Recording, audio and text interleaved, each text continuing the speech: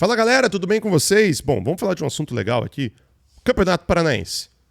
É isso que é legal, Furlan? Não é só isso que é legal. Eu também não acho tão bacana assim. Mas vamos falar um pouquinho sobre o Paranaense, sobre algo que pra mim é muito legal, que é muito bacana, que é o projeto, o Atlético retornar com os famosos aspirantes em 2026. Vocês vão lembrar muito bem, né? A equipe Sub-23 vai retornar agora para disputar o Campeonato Paranaense 2026. Essa ação já está confirmada, o clube já faz as movimentações de contratações, utilização de jogadores específicos, enfim. Agora chega o momento e a gente vai contar para vocês o que a gente já conseguiu apurar, o que deve acontecer já no Paranaense do ano que vem. Então, se você chegou até aqui, deixa o seu like para nós, tá? Curte aqui, deixa nos comentários se você gosta ou não do Paranaense. Vamos ver se vocês vão gostar dos nomes que eu vou colocar aqui também, tá? Particularmente, gostei e acho que tem tudo a ver com o que vai ser no ano que vem.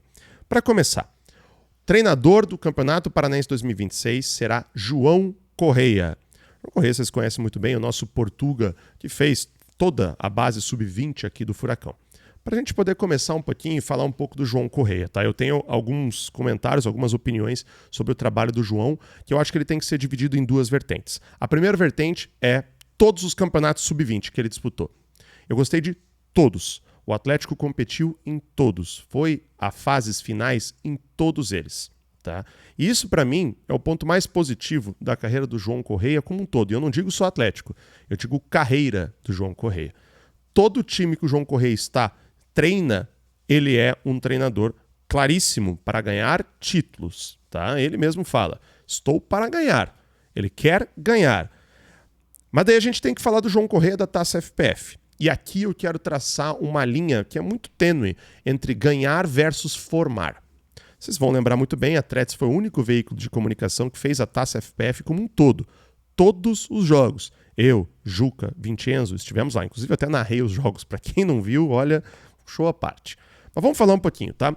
Aí o João Correia, a primeira declaração e única declaração do João Correia que ele dá, infelizmente, tá? Inclusive uma pena. Realmente uma pena, eu sei que isso não é culpa do João, isso é muito mais do clube, a gente não poder falar com o técnico da equipe do Atlético Sub-20 que fez um campeonato da Taça FPF como um todo. O Atlético foi eliminado pelo Coritiba em 2 jogos horríveis. Horríveis.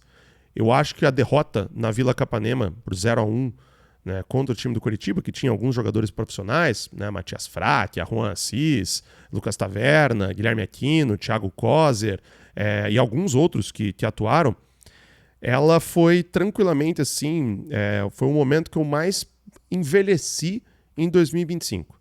Eu acho certamente assim que eu perdi tranquilamente uns 17 a 19 anos de vida assistindo esse jogo. Tá? Foi o pior jogo que eu assisti, acho que em toda a minha vida que eu acompanho futebol. E comentei isso, inclusive, com o João, né? Falei, foi muito ruim. Foi muito ruim.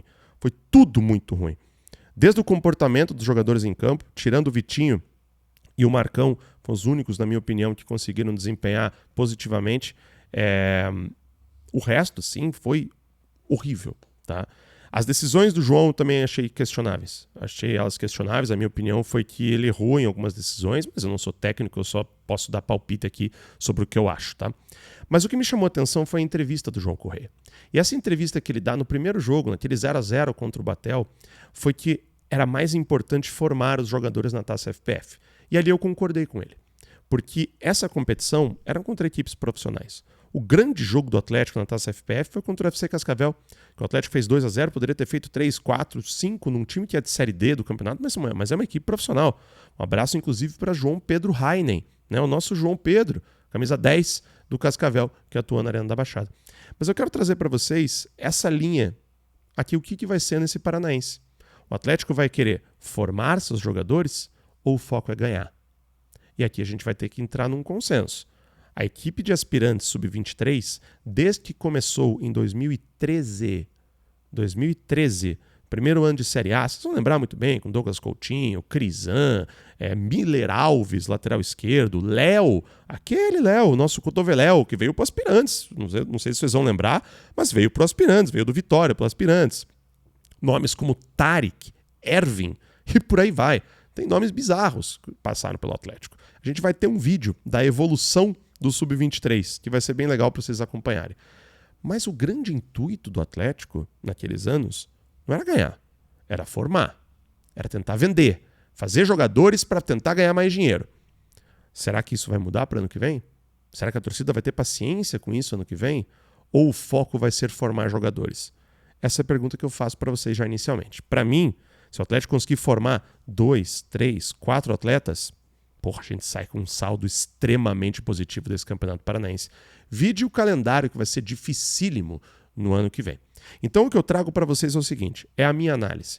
O Atlético deve ter alguns jogadores sob 3 vertentes nesse campeonato. A primeira, jogadores do Sub-20 que merecem lá estar, como Marcão, Fábio Lucas, Vitinho, precisam estar lá. A segunda vertente, jogadores da equipe principal que tem idade menos de 23 anos e que precisam de minutagem, rodagem. João Cruz, Isaac, um Leozinho que talvez passe um pouco da idade, mas às vezes é uma oportunidade para dar uma rodagem maior para ele. Ou até o que, na minha opinião, precisa ser o nome número 1 do Atlético nesse campeonato pelos aspirantes da taça FPF, Campeonato Paranaense e afins, que é o nome do Mikael. Para mim, o Mikael tem que ser o goleiro principal do Atlético no Campeonato Paranaense. Precisa de minutagem, precisa de experiência e precisa de, principalmente, confiança. Porque, na minha opinião, não pode se descartar ainda o Mikael. E, por fim, jogadores para abertura de mercado. Vocês vão lembrar do caso, obviamente, de Lucas Diório, tá?